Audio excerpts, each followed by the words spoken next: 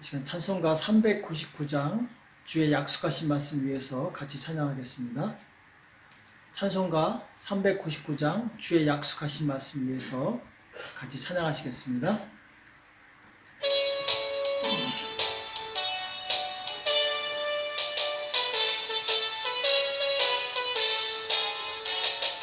주의 약속하신 말씀 위에서 영원토록 주를 찬송하리라. 소리 높여 주께 영광 돌리며 약속 믿고 굳게 서리라. 굳게 서리 영원하신 말씀 위에 굳게 서리 굳게 서리 말씀 위에 굳게 서리라. 주의 약속하신 말씀 위에서 세상 염려 내게 엄습할 때에 말씀으로 힘써 싸워 이기며 약속 믿고 굳게 서리라. 굳게 서리 영원하신 말씀 위에 굳게 서리 굳게 서리 그 말씀 위에 굳게 서리라. 주의 약속하신 말씀 위에서 영원하신 주의 사랑 힘입고 성령으로 힘써 싸워 이기며 약속 믿고 굳게 서리라. 굳게 서리 영원하신 말씀 위에 굳게 서리 굳게 서리 그 말씀 위에 굳게 서리라. 주의 약속하신 말씀 위에서 성령 인도하는 대로 행하며 주님 품에 항상 안식 얻으며 약속 믿고 굳게 서리라. 굳게 서리 영원하신 말씀 위에 굳게 서리 굳게 서리 그 말씀 위에 굳게 서리라. 기도하시겠습니다. 살아계신 하나님 아버지, 이 새벽에 저희들을 불러주시고 하나님 앞에 나올 수 있도록 은혜 주심을 감사합니다. 날마다 주의 음성을 듣게 도와주시옵시고 말씀 가운데 강건할 수 있도록 도와주시옵소서. 사단의 모든 유혹과 계략을 예수님의 그 말씀으로 능히 싸워 승리하게 도와주시옵시고 이 어두운 세상에 빛과 소금이 될 수 있도록 우리를 붙들어 주시옵소서. 이 새벽에 우리에게 주시는 말씀을 듣기 원하오니 우리에게 말씀하여 주시옵시고 깨닫는 은혜가 있도록 도와주시옵소서. 감사하며 예수님의 이름으로 간절히 기도합나이다. 아멘. 하나님의 말씀 사무엘하 21장 1절에서 6절까지 말씀 보겠습니다. 사무엘하 21장 1절에서 6절까지 말씀입니다. 사무엘하 21장 1절에서 6절까지 말씀을 같이 한 목소리로 합독하도록 하겠습니다. 같이 읽겠습니다. 시작. 다윗의 시대에 연분연 3년 기근이 있으므로 다윗이 여호와 앞에 간구하며 여호와께서 가라사대 이는 사울과 피를 흘린 그 집을 인함이니 저가 기브온 사람을 죽였음이니라 하시니라. 기브온 사람은 이스라엘 족속이 아니요 아모리 사람 중에서 남은 자라. 이스라엘 족속들이 전에 저희에게 맹세하였거늘 사울이 이스라엘과 유다 족속을 위하여 열심히 있으므로 저희 죽이기를 꾀하였더라. 이에 왕이 기브온 사람을 불러 물으니라. 다윗이 저희에게 묻되 내가 너희를 위하여 어떻게 하랴? 내가 어떻게 속죄하여야 너희가 여호와의 기업을 위하여 복을 빌겠느냐? 기브온 사람이 대답하되 사울과 그 집과 우리 사이의 일은 은금에 있지 아니하오나 이스라엘 가운데서 사람을 죽이는 일은 우리에게 있지 아니하니이다. 왕이 가로되 너희의 말한 대로 시행하리라.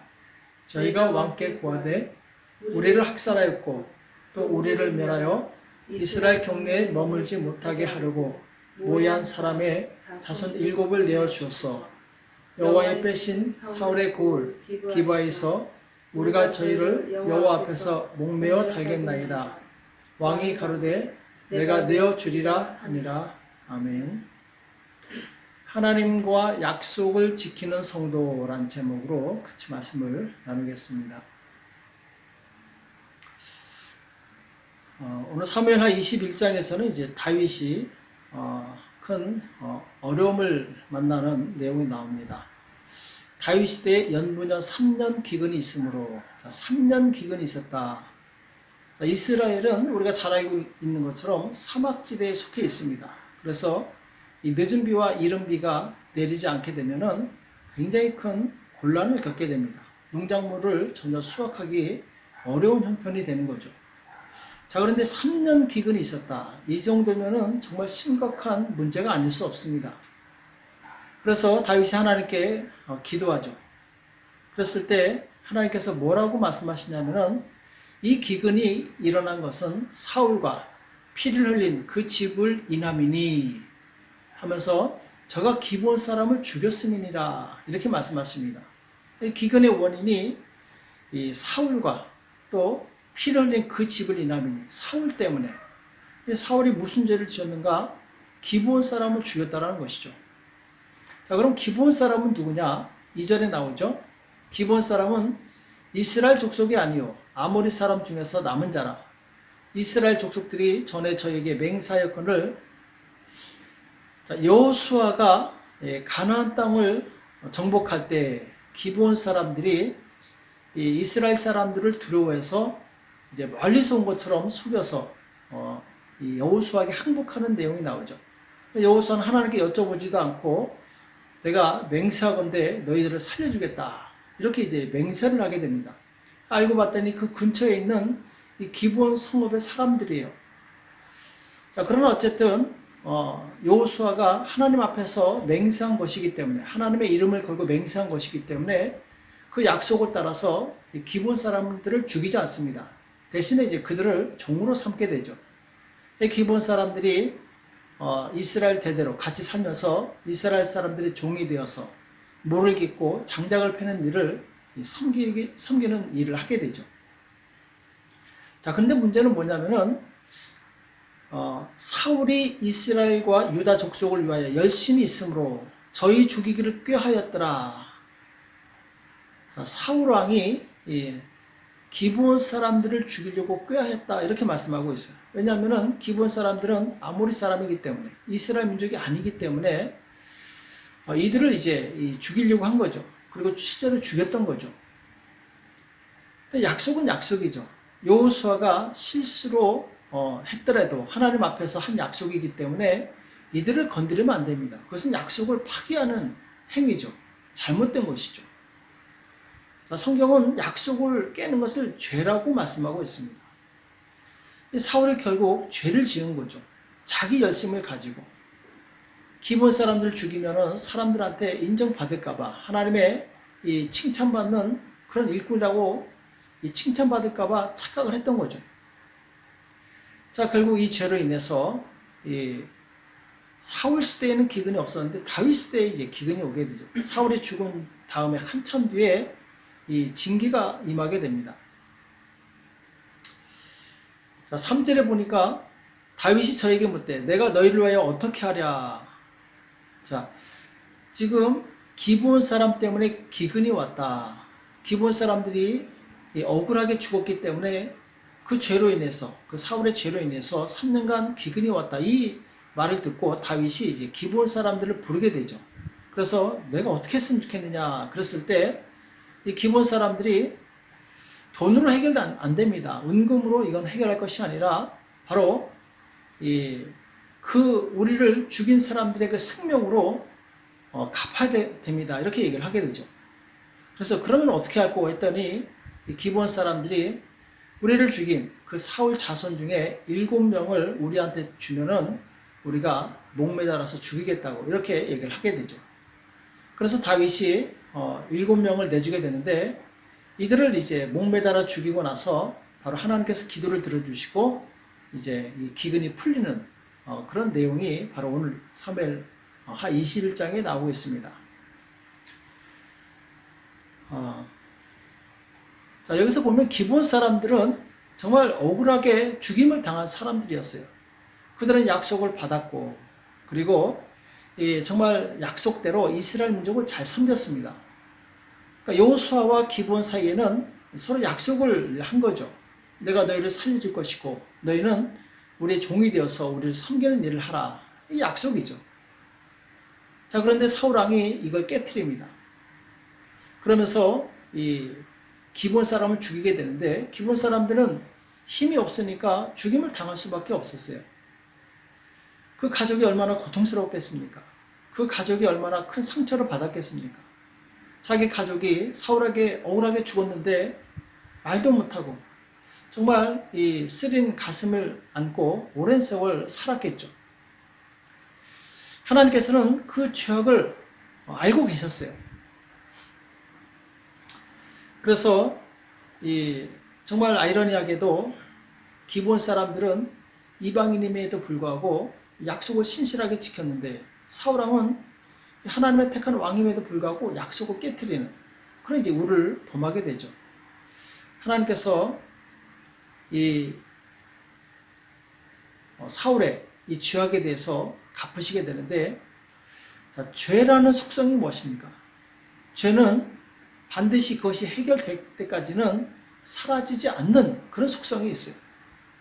사울 왕이 죽었고 이미 오랜 세월이 지나서 지금 3대째가 태어나서 살고 있습니다.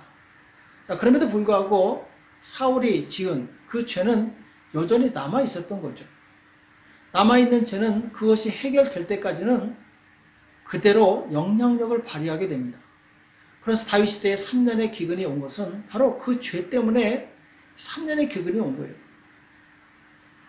다윗이 그 죄의 대가로 바로 사울의 자손, 이 손주들이죠. 7명 죽이니까 그제서야 이제 죄가 없어지게 되고, 죄가 없어지니까 다시 이제 기도가 상달되어서 기근에서 해방되게 되죠.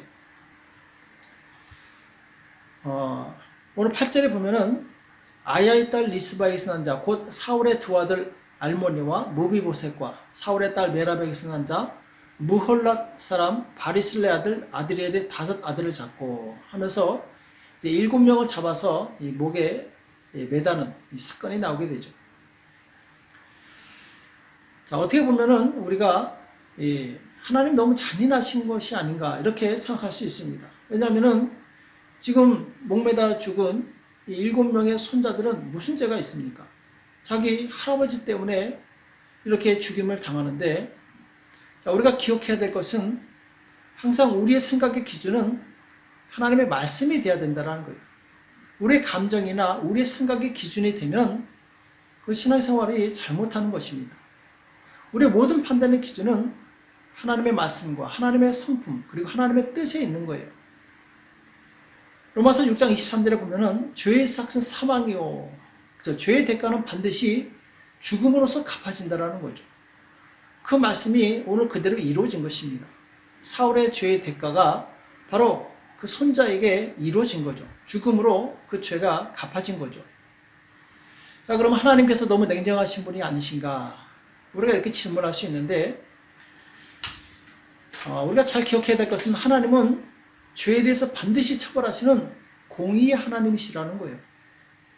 우리가 하나님을 경외해야 되는 이유가 바로 여기에 있습니다. 죄에 대해서 단호하신 하나님의 성품을 우리가 알게 된다면 우리는 매사에 신중하게 될 거예요.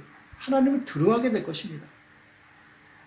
어떤 사람은 하나님은 사랑이시기 때문에 내가 좀 죄를 지어도 용서해 주실 거야, 착각합니다. 그래서 죄를 반복해서 지어요.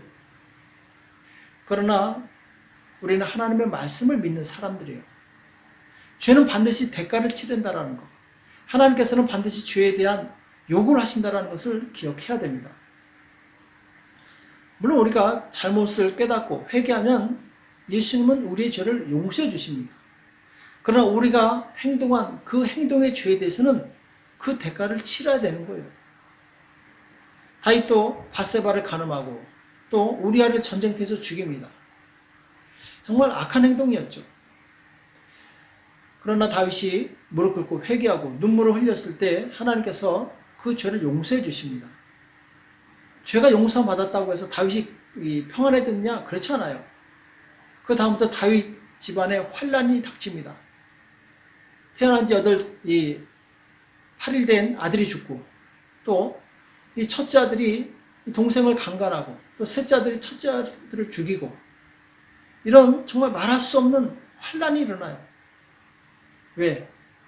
죄는 용서받았지만 죄의 대가는 이 다윗이 감당해야 됐던 것이죠. 만약 어떤 사람이 죄를 지었어요. 도둑질했습니다. 그 사람이 그것을 하나님 앞에 회개했어요. 그럼 그것으로 끝납니까? 그렇지 않아요. 하나님께서 용서해 주시지만 그가 도둑질한 거에 대해서는 감옥에 가서 처벌을 받아야지 됩니다. 그래야지 끝나는 것이죠. 오늘 마찬가지입니다. 이 사울이 범한 죄를 그 손주들이 갚게 되는데 이 죄에 대한 처벌은 반드시 하나님께서 하신다라는 거예요.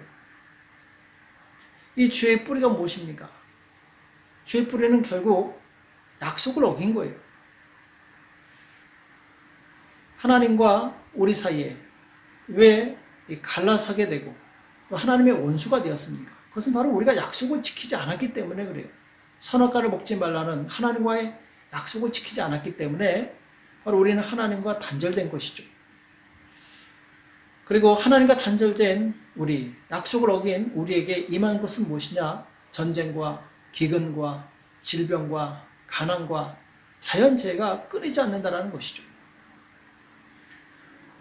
세상에서도 사람 간의 약속이나 기업 간의 약속을 어기면 신용을 잃게 되고 신용을 잃으면 거래를 할 수가 없는 거죠. 그 사람은 소외되고 왕따 당하게 되죠. 하물며 하나님과 약속을 어긴다면 그 대가로 받는 그 손해는 얼마나 큰지 우리는 생각을 해봐야 됩니다. 우리 인생에 고통이 왔을 때 여러 가지 이유가 있겠죠. 그러나 우리가 제일 먼저 정말 하나님을 경외하는 사람이라면 내가 하나님 앞에 약속을 제대로 지키며 살고 있는지를 점검을 해봐야 됩니다. 거기서 답을 찾을 수 있어야 돼요. 오늘 다윗에게 큰 고난이 왔을 때, 3년 기근이라는 고난이 왔을 때 다윗은 그 원인을 찾아봅니다. 찾아봤더니 어디서 문제가 있었느냐? 바로 이스라엘 민족이 기브온 사람들에게 약속해놓고 약속을 깬 것에 있었던 거죠. 우리가 처음 예수님 믿을 때 어떤 약속을 했습니까? 예수님 믿을 때 우리는 정말 감사한 마음으로 내가 예수님과 함께 죽고 예수님과 함께 살겠습니다. 예수님과 하나가 되겠습니다. 그래서 세례를 받지 않았습니까? 물속에 들어갈 때 옛사람은 장사되었고 물에서 나오면서 이제 예수님과 더불어서 정말 새 생명 가운데 살겠습니다. 이렇게 약속하지 않았습니까? 자, 그런데 살면서 우리는 여전히 내 마음에 안 들면 화를 내고 그리고 내 마음대로 주관하고 살고 예수님이 주인인데 내가 주인 되어서 살았던 삶이 얼마나 많이 있었습니까? 약속을 깨트린 거죠. 세례받을 때 하나님과 한 약속을 깨트린 거죠. 또 우리가 직분을 받을 때도 마찬가지입니다. 성경에 보면은 맡긴 자에게 구할 것은 충성이다 이렇게 말씀하고 있죠.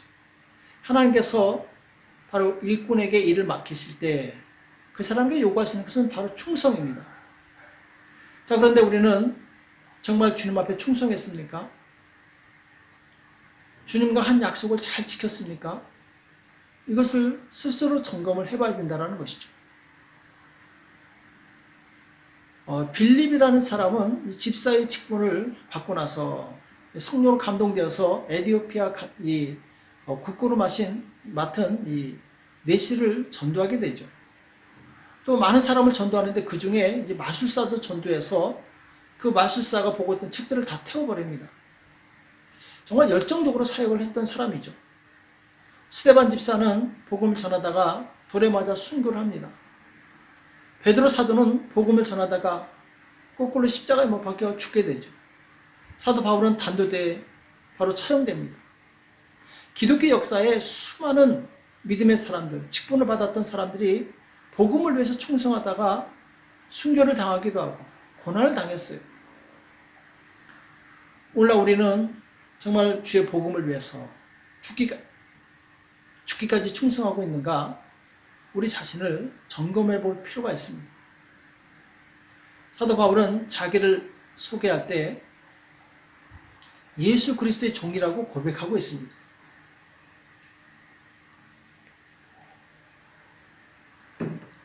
예수 그리스도의 종.